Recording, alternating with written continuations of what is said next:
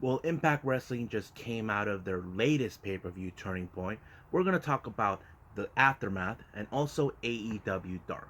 All of that will be reviewed and discussed on this episode of Deleted Wrestle Zone.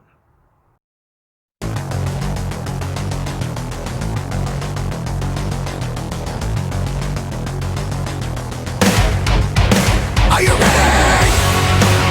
Get up, get up! Get up, get up! Get up, get up! Get up, get up! Get up, get up! Get up, get up!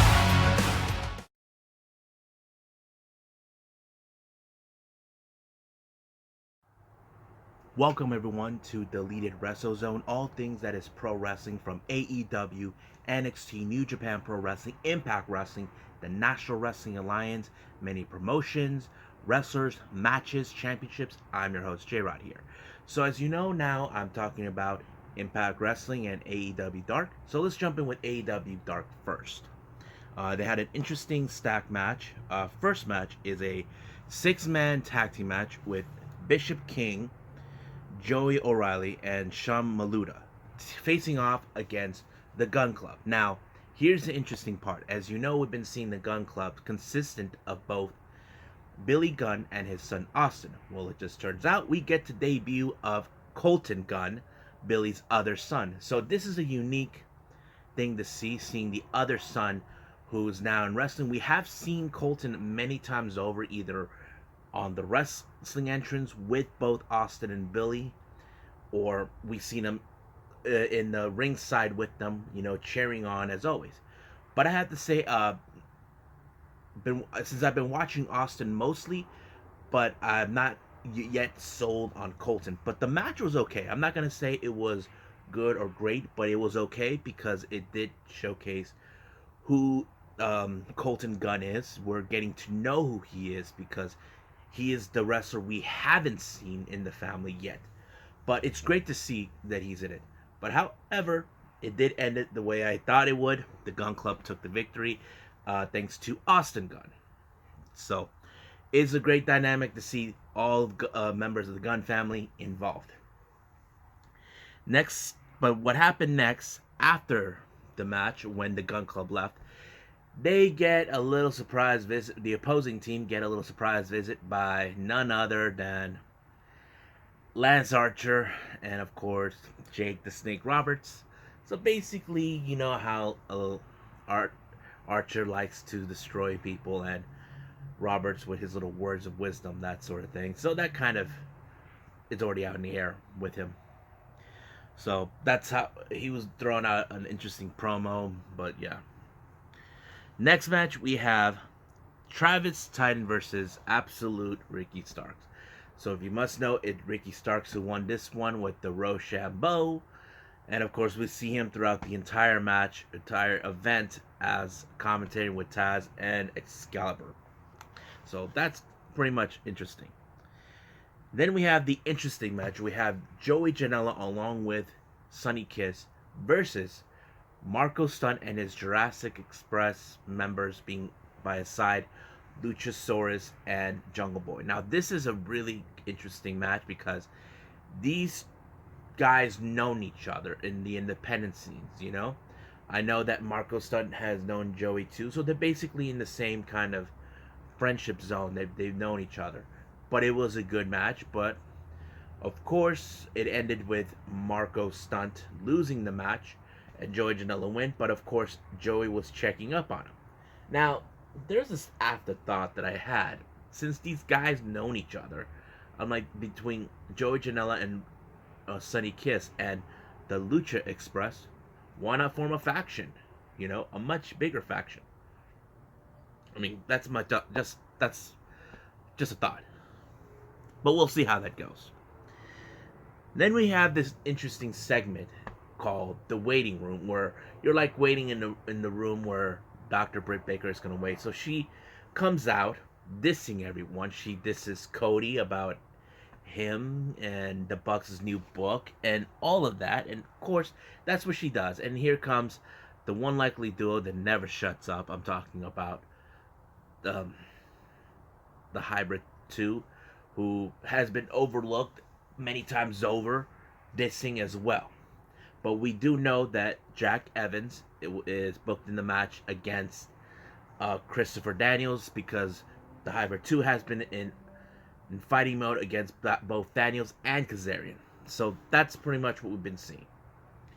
Next match we have is Griff Garrison versus Frankie Kazarian. This is the first time that we see Griff Garrison by himself. As you know, he always teams up with Brian Pillman Jr., but it most likely we are going to see Brian Pillman Jr.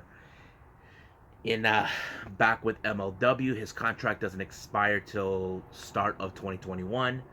But MLW hasn't done any shows yet, but they're about to do that today, which is November 18th today. But enough of that. But the match was okay, but however, it did turn out the way I hoped. It was going to be Frankie Kazarian picking up the victory, and I'm not going to say it was a great match or best match. I say it was a good match. You know, Griff Garrison, I know he's a prominent wrestler that could potentially be signed with AEW because they kind of used that in many aspects. Now the next match we have Reign Victoria versus Penelope Ford. Well, I can tell you who won that one. I don't know who Reign Victoria is. I never seen her, but Penelope Ford, she picked up the victory on this particular match. The next match is TNT, the Sons of Devon Dudley. Oh, brother, testify! Versus Jurassic Express, Luchasaurus, and Jungle Boy.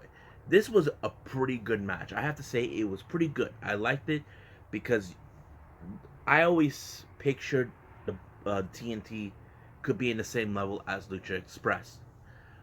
But however, it wasn't enough when you're facing off guys like Jungle Boy and Lucha Express because these guys are the fan favorites in the AEW fan base, and of course they won the match. Next up we have Ryzen versus Brandon Cutler. Now we have been seeing Brandon Cutler rising up to the occasions, coming out a big feud against Peter Avalon, and now he's on a streak, and this became his third successful winning streak. So basically he has tons of losses but 3 wins so far against Ryzen. He seems prominent that he can succeed. I know they're trying to build him up as much as possible because we haven't seen him on Dynamite that much, but can't wait to see where they're going to go with him. Next up we have another I kind of went ahead. There's Tesha Price versus the legit Layla Hirsch. We have seen Layla on several occasions. I feel she's someone we should pay attention to because the way she fights, it's kind of amazing. We've seen her face off against Zarina Deb, and I forgot who else. But she is one competitor we need to look into a lot. So she picked up the victory on this one. So, next one is a tag team match, D3 and Angel Fashion versus The Acclaim, who's just been signed. Man, The Acclaim has shown that they are a good tag team. Even though they were just put together, I think they want to see how their chemistry would go. But they picked up the victory as always. I know some of you may say when we're going to see them Dynamite. They're still working on how they're going to introduce that. But don't worry about it. Next match is the return of Alex Gracia versus Ivelisse. Now, Alex Gracia was in the match with Penelope Ford a couple months ago. I followed Alex Gracia many times on Twitter and Instagram. But I have to say, her return kind of... she felt like she improved. Don't get me wrong, even though Ivelisse has more experience than Alex Gracia. I feel Alex really improved a lot. But, however, not enough. And Ivelisse took the victory with that striking move she normally does. And it blows my mind. Now, the next match is Lindsay Snow versus Thunder Rosa. Yeah, Thunder Rosa. So, basically, you're seeing Thunder Rosa, who is back with a vengeance, trying to reclaim what she lost. I'm talking about the NWA World Women's Championship that's going to happen today at Dynamite, where she's going to face off Zarina Deb. So I'm excited to see how that goes. But however, I figured she was going to win this match against Lindsay Snow, and it did. Now, for weeks we have been seeing at Peter Avalon with the Mystery Woman. I don't even know what is this about. And I feel like, okay, they dropped the Liberian gimmick for him, and now he's being this total player. Meeting mystery women somewhere, like either his hotel room or random locations. I'm like, wow. I just don't know what to make of it. But I don't know what it is. I don't know if this is one of his ideas. But we'll see about that. Next match, we have another women's match. We have Kaylin King versus Big Swole. Now, since Kaylin King has been improving, I have seen she has improved. But however, on this one, I don't know if Big Swole was giving her the opportunity to, show what she got, because Big Swole is also a fan favorite in AEW. But, that's just me talking, because I've seen Big Swole many times over. But we'll see about that. But Big Swole pick up the victory on this one. Next thing we have is Darby Allin coming out. I don't know what he was doing. But however, he called out Ricky Starks. And against Taz's word, he just went down and started having a fight. And here comes Brian Cage to back him up. Unaware to him, here comes Cody Rhodes with the chair, giving a helping hand. So basically, we've already known that both Cody and Darby will be teaming up against Ricky Starks and Brian Cage in a tag team match. So I'm looking forward to that. Now, the main event, we have Jack Evans along with Angelico versus Christopher Daniels along with Frank Kazarian. Now, this was a really good match, but however, the match was like intensified because Jack Evans is trying to prove that they should be more out there than SU, who are one of the veterans of the company. I mean, look, we can't agree that both Kazarian and Frankie have been together for a long time. We've known about them for a very long time, and that's how it is. But now it shows like the Hybrid 2 are taking things seriously. They're making a name for themselves.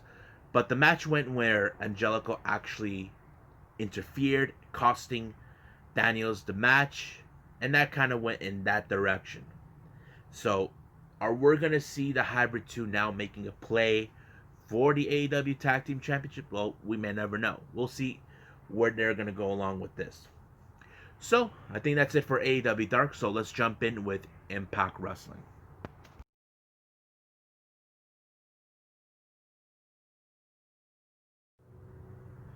Okay, so Impact Wrestling just came out of their latest pay-per-view, Turning Point, which was a really good pay-per-view. Not the best, unlike Bound for Glory, but there were some pretty good matches and all this and that. So let's go start to finish. As you know, they had the proclaimed TNA World Heavyweight Champion Moose in a no disqualification match against Willie Mack. As you know, Moose has changed his attitude since Bound for Glory in that match against EC3. And as you know, when Moose came back at the aftermath of Bound for Glory, Moose has become a total different person. More darker, more dangerous than any other person. And now, he views at Rich Swann as the current Impact World Champion, nothing more than the second-rate champion. That he looks at his championship, the TNA, which is not even active, as the prestigious one, the number one title in the company. But truth to be told, he's delusional.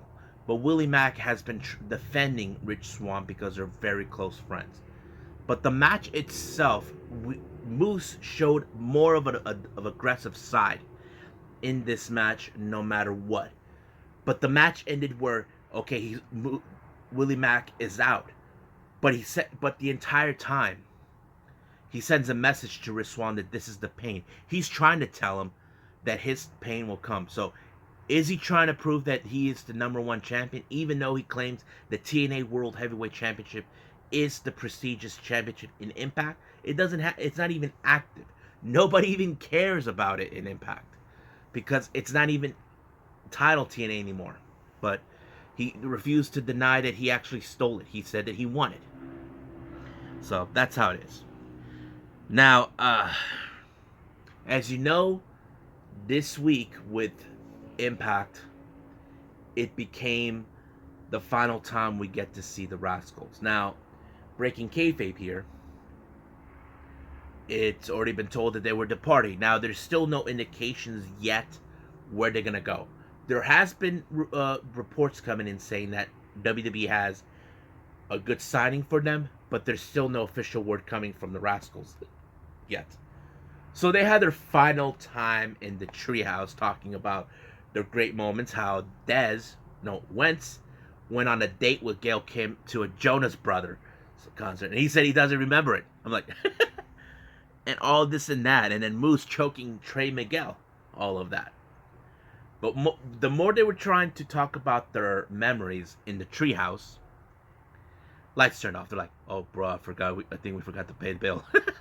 I thought it was funny. I'm gonna miss the treehouse because I just don't know. It's just too funny, you know. I'm gonna miss the treehouse. Now, back into the story. Who shot Johnny E. Bravo? Well, apparently more of the mystery is coming out. As you know, in Turning Point, when the Deaners wanted to confront Swinger about the match they had last week, that's when the questions began to arise. They found the fatty pack that what's his name, that Swinger used on Cody, and it revealed that there was a gun, and it most likely could be the gun that shot Johnny E. Bravo. So the Deaners decided, well, Cody's the one, in fact, on and being investigated because he was amongst those. He said that he's going to kill Bravo, but cousin Jake was there telling him to look into it, that they believe that they may have found the person who did it. They told him about the fanny pack. So that's how it goes. Now, the next match was supposed to be Suicide versus Gio. But that match ended in a no contest because, once again, the world-class Mania got in the way again. But this time, he wasn't alone. He had this new guy who came all the way from All Japan Pro Wrestling, Joe Daring, caused a lot of mayhem. And now he's perfectly saying that this world isn't nobody's. It's theirs. So it looks like he's bringing something out.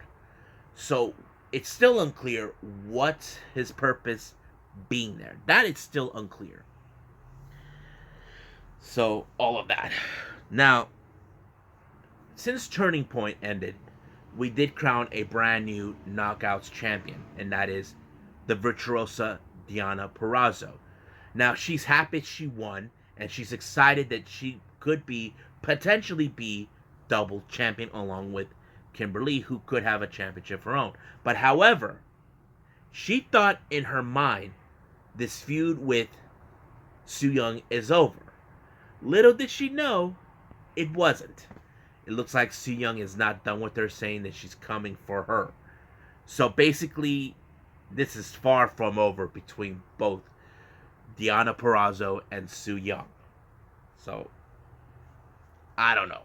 I'm assuming they might get another championship match at Hard Times. I don't know. We'll see about that. Now, as you know that Heath is returning soon after being healed from an injury he obtained at Bound for Glory, Rhino was about to tell him, call the therapist that helped Swan. He went outside because that's when he saw Eric Young and Joe Daring, and they attacked him, and then they tried to do the same thing they're causing all kinds of mayhem with them. So basically, this has become a full-fledged war between them. Now, next match, we have the professional Brian Myers versus Crazy Steve. Now, as you know, Brian Myers just got a brand new attitude ever since arriving to Impact, where he claims he's the most professional wrestler, dissing everyone. He disrespected Willie Mack. He turned his back on longtime friend and mentor Tommy Dreamer, and turned his back on one of his closest friends, Swoggle. He last on Turning Point he beat Swoggle, but he decided to beat him more. Was intervened by Crazy Steve, and the match was like okay. Crazy Steve put a target on his back. He doesn't care, but what he doesn't appreciate is attacking a guy like Swoggle, who was already defenseless. Basically, that's what happened. So, but however, Brian Myers won the match, and of course, he proclaims himself as the most professional wrestler. So we'll see who's going to be the one to shut him up, and I don't know who that could be, but that time will come. Now, for the Impact Plus flashback moment of the week, takes back to November 3rd, 2011, where former Knockouts Tag Team Champions, well, back then they were the champions, Tara and Brooke Tessmacher, lost the championships to Gail Kim and Madison Rayne, thanks to the interference of Karen Angle. So that is a good memory to watch. I think I might have seen that one, but I cannot remember. It's been a long time, like almost, 9 years or so? 9 years. But yeah. Now, back to who shot Johnny E. Bravo. Dreamer called out Swinger, and Dreamer's not having his little antics with Swinger, calling him Big Daddy, and he's like, no. So he pulled out the gun, and he showed him. So this time, Swinger he thinks that that he didn't do anything wrong. But however, that gun said something. Sorry, that was my cat. Anyway, what happened is that Swinger is now being put on the spot. Since this gun is now being found, that could be the possible weapon that shot Johnny E. Bravo on wedding day. Dreamer decided it's time to bring back Wrestle Court. So basically, Swinger is now being put on trial for the possible murder and shot of Bravo. So I can't wait to see how this, and that's going to take place next week. Now, the next thing we see is the start of the Knockouts Tag Team tournament. As you know, they announced the return of the Knockouts Tag Team Championships, so they started the tournament. The first match of the first round was Tennille Dashwood and Alicia versus Havoc and Nevaeh. Now, on a note here, I do believe Nevaeh and Havoc are one of the few teams I do picture winning the tournament. Now, this entire time with this match with Tennille and Alicia, there is that possible that Tennille could walk away and, not help Alicia, just leave her drawing because it's always about him. If you want proof, look what happened to Madison Rayne on Turning Point. She just left her in the dust. And it resulted Havoc and Nevaeh advanced in the tournament. But however, the continuation of this, we see Jordynne Grace on the phone talking to someone. Now, she doesn't have a partner, so she calls someone to help. It's still unclear who. So this is going to take place next week. So I'm kind of curious who could be this mysterious partner, because she said this person is retiring. There is a lot of possibilities, but I can't picture one. But we'll see when that day comes. Now, the next match is Hernandez versus Falabal. As you know, Hernandez has been on a rampage with Falabal since he stole his wads of cash for the marriage. But what Hernandez doesn't know, or if he does, Falabal doesn't have the money anymore. That's Tasha Steelz. Tasha Steelz and Kara Hogan, they took the money. So I don't know how that ended up, but the match was okay, but it did ended with Hernandez winning the match. But I don't know yet about the whole thing with the Water's cash, or how they're gonna go with it. However, let's move on to the next thing. As you know, Rohit Raju is a real pain in the butt. Ever since he won the X Division Championship, he's trying to prove that he's at the top of the world. You all know that's not true.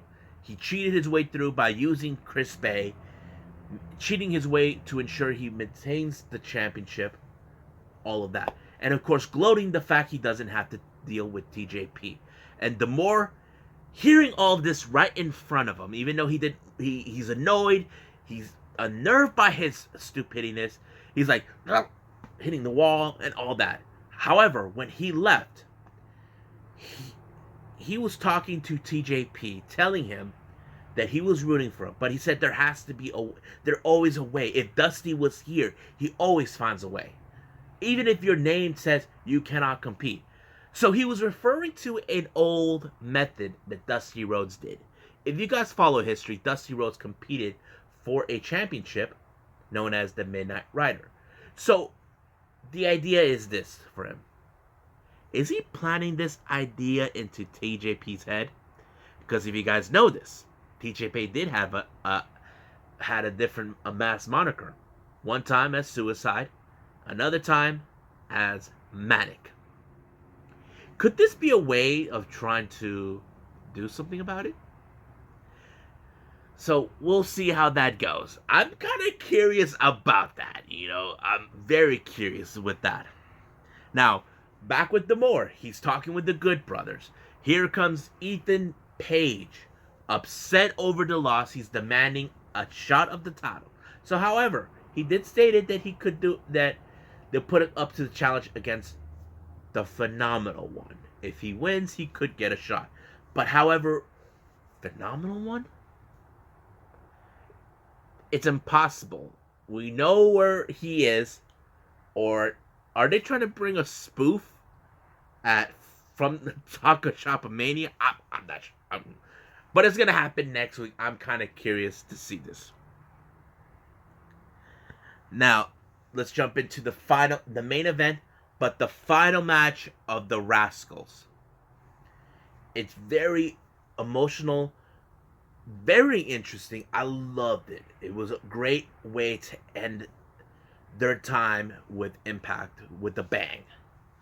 I mean, all three of them came out as a unit, and here comes Rich Swann, and then they started dancing in the ring. They tried to do the split, but Wentz actually hurt his junk.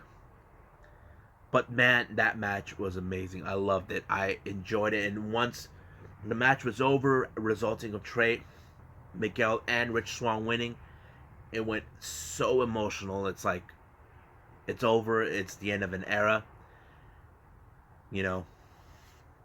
Bye-bye. But they left their jackets right there. Now, post-match, they were attacked by Ken Shamrock and Sami Callihan. So basically, this is their way of saying goodbye to them. So adios, suckers. So that's how it is. It ended with them have ended the whole thing with the bang. But however, it ended with them being attacked by both Callihan and Shamrock. So I can't wait what's going to happen next week on Impact. I hope you guys get to see it. Now, I think that's it for now for all of you guys. Hope you guys enjoyed this episode, reviewing AEW Dark and Impact Wrestling. The next 2 episodes, or 3 episodes. One, I got Dragon Gate's Kobe Wrestle Festival, which is a 4-hour event. And then I got, hopefully, MLW, then the Wednesday Night War. So there's going to be a lot of things coming up on this channel soon. I may do two episodes tonight. I might do another episode later on tonight involving Dragon Gate and MLW. As for the Wednesday Night War, I normally review that the following day, which is a Thursday, because I have to wait for the results of the ratings. So if you guys want to know about that, just be patient when you see this end of the video. I always play a pattern here every single time.